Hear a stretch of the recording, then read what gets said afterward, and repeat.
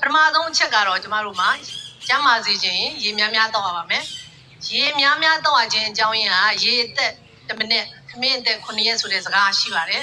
အဲ့ဒီလိုစကားအတိုင်းပဲရေမတောက်ရင်1မိနစ်ထဲနဲ့အသက်သေးသွားတာမဟုတ်ပါဘူးဒါပေမဲ့လို့ရေမတောက်ဘူးဆိုလို့ရှိရင်တော့ဒီ1မိနစ်ခင်းမှာကိုပဲလူကလေးလံထိုင်းမိန်လာမယ်ဘာဖြစ်လို့လဲဆိုတော့ကိုယ်ခန္ဓာထဲမှာရှိတဲ့သွေးကရေရှိမှသာလေသူကလင်ပတ်မှုကောင်းတာဟုတ်တကိုယ်လုံးမှာလည်းရေရဲ့ဖွဲ့စည်းပုံဟာတကိုယ်လုံးမှာ85%ပါပါတယ်။ကျန်တဲ့25%ကတော့အယိုးအသားတွေနဲ့ဖွဲ့စည်းထားတာပါ။ရေဓာတ်ဟာတကိုယ်လုံးမှာ85%တောင်ပါပါတယ်။အဲ့တော့ရေဓာတ်သာမပြည့်စုံဘူးဆိုလို့ရှိရင်ကျမတို့ရဲ့ဇီဝကမ္မဖြစ်စဉ်တွေကနှေးကွေးသွားမယ်။သွေးလည်ပတ်မှုကလည်းနှေးကွေးသွားမယ်။အဲ့လိုနှေးကွေးသွားတာနဲ့တပြိုင်နက်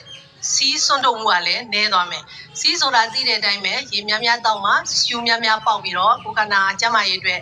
အားပေးတာဖြစ်ပါတယ်။ရေသာများများမတောက်ဘူးဆိုလို့ရှိရင်